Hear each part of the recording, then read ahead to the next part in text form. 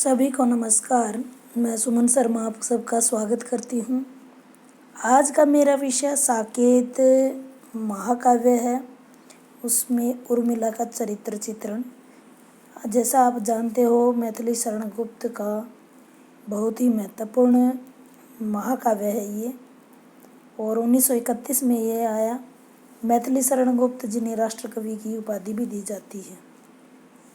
अभी तक के काव्यों में और महाकाव्यों में लक्ष्मण की विरहिणी भार्या उर्मिला उपेक्षित रही। उसकी तो किसी ने भी सुध नहीं ली। राम और सीता के सुख दुख तो हर राम भगत कवि ने गाए, लेकिन दुख या उर्मिला के त्याग और पीड़ा की तरफ किसी का ध्यान नहीं गया। कैकेयी ने राम के लिए 14 वर्ष का वनवास दशरथ से वरदान तो मांगा। राम, लक्ष्मण और सीता को लेकर वन में चले गए। निसंदेह कैकेयी का वरदान अयोध्या को आंधी बनकर झकोर गया। वे तीनों दर दर भटकने के लिए चले गए और दशरथ ने प्राण अपने गंवा दिए। किंतु असली गाज तो उर्मिला के ऊपर गिरी।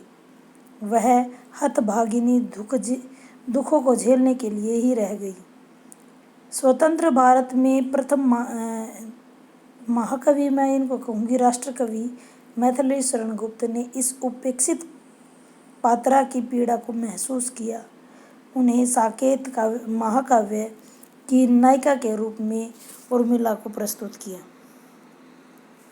यह गुप्त जी की चिंतनशीलता ही तो थी जो उर्मिला की विरह अग्नि की तपन को वो महसूस कर पाए। साकेत में भी राम और सीता का स्थान ऊंचा ही है, लेकिन उर्मिला की तरफ पाठक वर्ग का ध्यान आकर्षित करने की कोशिश उन्होंने की है। गुप्त जी ने उर्मिला को रुलाया बहुत है, जो उसके त्याग और धैर्य की गरिमा को कम कर देता है।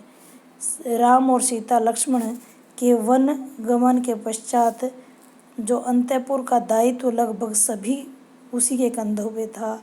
लक्ष्मण का आदेश और माता पिता की शिक्षा एवं स्वयं उसका कर्तव्य बोध उसे निर्बल नहीं पड़ने देता। जिस समय लक्ष्मण वन में जा रहे थे, वे कहकर गए थे, कहा उर्मिला ने, हे मन, तू प्रिय पथ का विघ्न न बन। आज स्वार्थ है त्याग भरा, हो अनुराग विराग भरा। तू विकार से पूर्ण न हो, शोक भार से चूर्ण न हो। वह अपने स्वार्थ को त्याग कर बड़ी प्रसन्नता से सब करने के लिए तैयार हो जाती है। उर्मिला कहीं रोती है तो कहीं एक विरहिणी नायिका की भांति अपनी विरह की पीड़ा से ग्रस्त है। अनंत पीड़ा यह दीर्घकालीन है। साथ ही उर्मिला तपस्विनी की भांति त्याग की ऐसी मूर्ति है जिसका चरित्र भारतीय नारी की शक्ति के रूप में उभर कर सामने आया है। मूल रूप से मानव एक दुर्बल प्राणी है। त्याग और आदर्श का ज्ञान होने पर भी वह उसकी दुर्बलताओं से हमेशा घिरा रहता है। गुप्त जी ने उर्मिला को यदा कदा ऐसी ही दुर्बलताओं से घिरा प्रस्तुत किया, किंतु यह भी मानना पड़ेगा कि साकेत की उर्मिला सूरदास की गोपियों से अधिक विवेकी है। गोपियों तो कृष्ण वियोग में ज्ञान शून्य हो जाती हैं, मधुबन में इधर से उधर भटकती रहती हैं, लेकिन जो उर्मिला है वह विवेकशील है। उसका विवेक सदा जागृत रहता है। कमजोर पड़ते पड़ते पुनः शक्ति संचित कर लेती है। इसलिए स्वयं से अधिक अपनी तीनों विधवा सासों के प्रति कर्तव्यबद्ध है। कैकेयी के प्रति कोई दुराग्रह नहीं है। वास्तव में उर्मिला एक भारतीय नारी की प्रतीक है, जिसमें संपूर्ण गरिमा है। सही पूर्णता की साकार प्रतिमा, पति की वियोगिनी आग में जलती हुई अपनी तपन को बाहर जाहिर न करती हुई नायिका के रूप में उभर कर सामने आई है। भारत की इन्हीं देवियों ने उन भारतीय नारियों को पवित्रता एवं त्याग की गरिमा प्रदान की है, जिनके पति सरहद पर रक्षा करते हैं, वर्षों महीनों घर नहीं लौट पाते।